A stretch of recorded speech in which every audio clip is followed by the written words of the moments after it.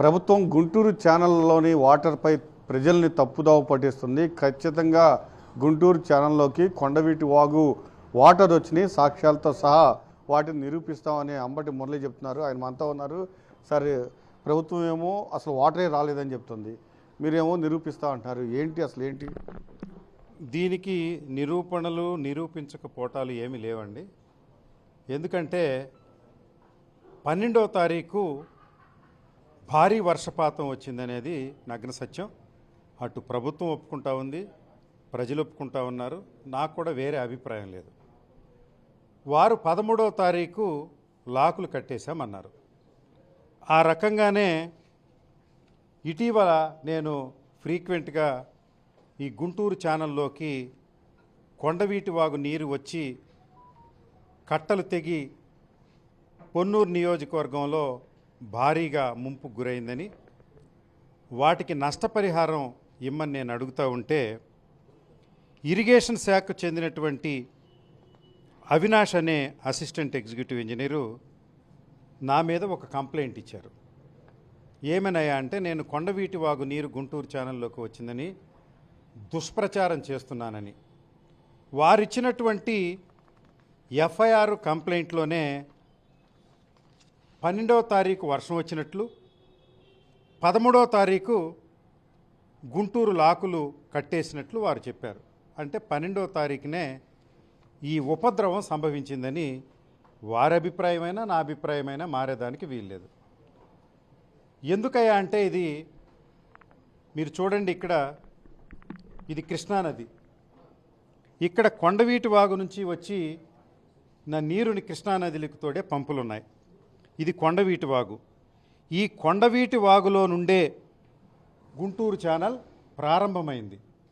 అంటే కొండవీటి వాగు ఎక్కడైతే pump intake దగ్గర అంతమవుతుందో ఆ అంతమైన పాయింట్ దగ్గర నుండే గుంటూరు ఛానల్ నీరు వస్తూ ఉంది. అంటే విడి రోజుల్లో కృష్ణలో నీరు గ్రావిటీ మీద రావడం, వర్షపాతం ఎక్కువైనప్పుడు కొండవీటి వాగు పొంగినప్పుడు అదే నీరు గుంటూరు ఛానల్లోకి ప్రవహిస్తూ ఉంటుంది. ఈ పైకి వస్తే ఇక్కడ ఉండవల్లి దగ్గర లాకులు ఉన్నాయి గుంటూరు ఛానల్కి. ఇవి వీరు 13వ తారీఖు కట్టేసామంటారు. సరే, మంచిది, దాన్ని కట్టేశారని అడిగితే నిజంగానే నాకు తెలియదని చెప్పాను. ఎందుకంటే వాళ్ళ హెడ్ రెగ్యులేటరు లేకుంటే వాళ్ళ లాకులు కట్టేసిన వివరాలు నా దగ్గర ఏముండవు. నేను సామాన్య ప్రజల్లో ఒకడిని, ఇరిగేషన్ శాఖ కట్టేసి ఉండొచ్చు. కానీ 12వ తారీఖు వర్షానికే గుంటూరు ఛానల్లో నీరు ఇలా ప్రవహించి హైవే దాటి ఇటు వచ్చి ఆత్మకూరు విలేజ్ మీదుగా గుంటూరు ఛానల్ వెళుతుంది. చినకాకాని, పెదకాకాని, నంబూరు, తర్వాత వచ్చేసి గోళ్లమూడి, ఈ ప్రాంతాల్లో గుంటూరు ఛానల్ వెళుతున్నప్పుడు ప్రవాహం ఎక్కువై, కొండవీటి వాగుతో కలిసి ప్రవాహం ఎక్కువై కట్టలకు భారీ గండ్లు 4-5 చోట్ల పడాయి. కాజు దగ్గర ఒకటి, నంబూరు దగ్గర ఒకటి, గోళ్లమూడి దగ్గర 2-3 గండ్లు పడ్డాయి. ఈ గళ్ళు పడడం వల్ల నీరు పొంగి పంట పొలాల్లోకి ఒక్క కాకాని మండలంలోనే 11,000 ఎకరాలు మునిగింది.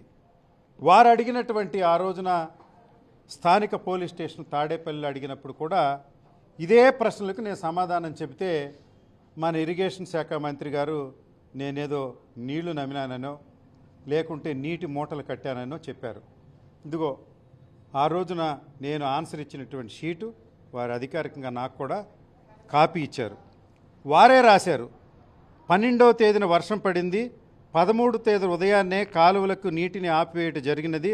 అలాంటప్పుడు మీరు కొండవీటి వాగు నీళ్లు కాలువకు వదిలారని ఎలా చెప్పగలరు అని ఒక క్వశ్చన్. నా సమాధానం, 13వ తేదీన పడిన కుంభవృష్టి కారణంగా కొండవీటి వాగు పొంగి తద్వారా గుంటూరు ఛానల్ కట్టలు తెగి గండ్లు పడి పొలాలన్నీ నీట మునిగాయని నేను చెప్పాను. మరి మీరు నీళ్లు నమిలారు చెప్పలేక అని ఇరిగేషన్ మంత్రి చెప్తా ఉన్నారు. నీళ్లు నమలడం కాదండి, వారికి అర్థం కాదు ఏంటంటే, నీటి కోతలకు పడిన గండ్లను దాచిపెట్టడం కోసం మురళీకృష్ణ నోట్లో నీళ్లు ఊరాయనో నీటి మూటలు కట్టాడనో చెబుతూ ఉన్నారు. కొండవీటి వాగు మోటారులు ద్వారా కృష్ణానదిలోకి పంపింగ్ చేశామని ఇరిగేషన్ డిపార్ట్మెంట్ వారు చెబుతున్నారు. అలాంటప్పుడు మీరు కొండవీటి వాగు నీటిని కాలువకు వదిలారని ఎలా అసత్య ఆరోపణలు చేయుచున్నారు? దానికి నా సమాధానం, మీరు 13వ తేదీన గుంటూరు ఛానల్ గట్లు మూసినట్లు కంప్లైంట్లో తెలిపారు. 13వ తారీఖున మీరు కొండవీటి వాగు వచ్చే వరకు ఉధృతిని బట్టి 4 నుంచి 7 పంపులు ఉపయోగించి కృష్ణానదిలోకి మీరు పంపారు.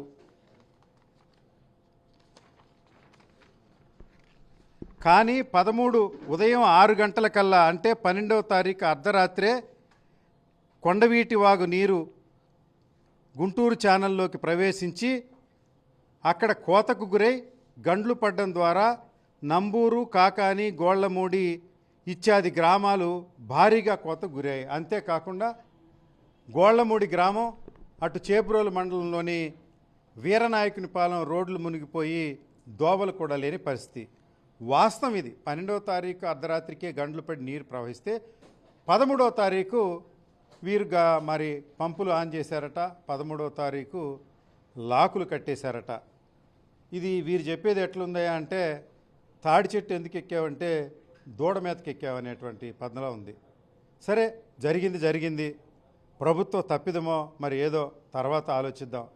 కానీ ఇరిగేషన్ శాఖ మార్చులు కానీ వ్యవసాయ శాఖ మార్చులు కానీ ఇప్పటి వరకు కూడా ముంపు పొలాల్ని కంటి తుడుపు చర్యగా పర్యటన చేయడం కూడా చేయలేదు.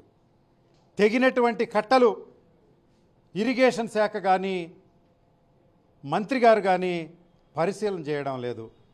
ఈ విషయాన్ని గత 2 వారాలుగా స్థానిక శాసనసభ్యుడిని ప్రతిరోజు ప్రశ్నిస్తున్నాం.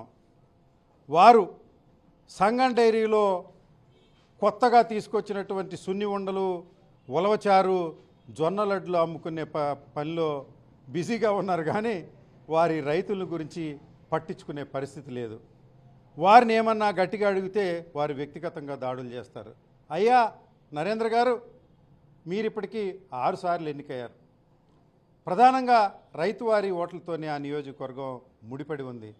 అలాంటి రైతులకు కష్టం వస్తే మరి మునిగిపోయానాయి, మీరేం వర్షమండలు అంటున్నారు, నేనేమో కొండవీటి వాగు నీరు కాలువలోకి వచ్చి కట్టలు తెంచుకొని ప్రవాహం వరివిడికి మేట వేసిపోయింది, కొన్ని ప్రాంతాల్లో నిండిపోయాయని నేను చెప్తున్నాను. వాస్తవాలు అవి. సరే, మీరు వాస్తవాన్ని ప్రస్తుతానికి అంగీకరించకుండా కాలం నిర్ణయిస్తుంది. మీరు ముంపు గ్రామాలను పరిశీలన చేయండి, ముంపు పొలాలను పరిశీలన చేయమంటే మీరు శాస్త్రవేత్తలు పంపించామంటున్నారు. మీరు శాస్త్రవేత్తలు అంటే కొత్త వంగడాలు కల్పిస్తారా? పురుగు మందులు, కొత్త మందులు కల్పిస్తారా? కాదు కదా. ఇక్కడ ప్రధానమైనది ముంపుని అంచనా వేయడం. ప్రభుత్వం నుంచి మేము డిమాండ్ చేస్తున్నటువంటి మరి 2 సార్లు వెదబెట్టారు మన ప్రాంతంలో, 3వసారి నాటు వేయాలి 10,000 రూపాయలు, యూరియా ఫ్రీగా, లేకుంటే మరి పురుగు మందులు ఫ్రీగా ఏమని మనం అడుగుతున్నాం. ఈ అడిగినటువంటి డిమాండ్ నాకు ఎట్టి పక్షంలో కూడా వర్తించదు. నాకు వ్యవసాయ పొలం అక్కడేం లేదు, మీకే చింతలపూడిలో ఉంది. వల్లవరావుపాలెం వెళ్తే మీ మేనత్త గారి పొలాలు ఉన్నాయి, అవి కూడా వల్లవరావుపాలెం, చెన్నిటికెంపాళ్ళు ఇప్పటికి కూడా మోకాళ్ళలోతు నీరున్నాయి, మీరు ఒకసారి కూడా దర్శించలేదు.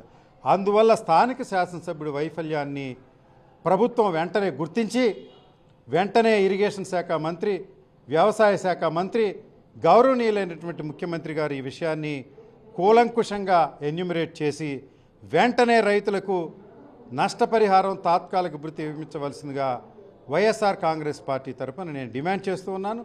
ఈ డిమాండ్ నెరవేరే వరకు రైతులతో కలిపి ఉద్యమిస్తానని మీకు మనవి చేస్తూ ఉన్నాను. అంబటి మురళి చాలా స్పష్టంగా చెప్తున్నారు. గుంటూరు ఛానల్లోకి ఖచ్చితంగా కొండవీటి వాగు నీరు వచ్చి చేరింది. దాంతోనే పూర్తిగా గుంటూరు ఛానల్కి సంబంధించే గట్లు తెగిపోయి పంట పొలాలు మునిగిపోయినాయి. కానీ ధూళిపాల నరేంద్ర మాత్రం సున్నుండలు అలానే ఉలవచారు అమ్ముకోవడంలో బిజీగా ఉన్నారు. రైతుల కష్టాలను పట్టించుకోవట్లేదు. కనీసం మంత్రులు కూడా ఇంతవరకు వచ్చి పంట పొలాలను పరిశీలించలేదు. ఖచ్చితంగా ఏవైతే ఎకరానికి 10,000 రూపాయలు, దాంతోపాటుగా ఎరువులు, పురుగు మందులు రైతులకు ఇచ్చి వెంటనే ఆదుకోవాలని డిమాండ్ చేస్తూ ఉన్నారు. కెమెరామెన్ భాషతో అశోక్, సాక్షి టీవీ, గుంటూరు.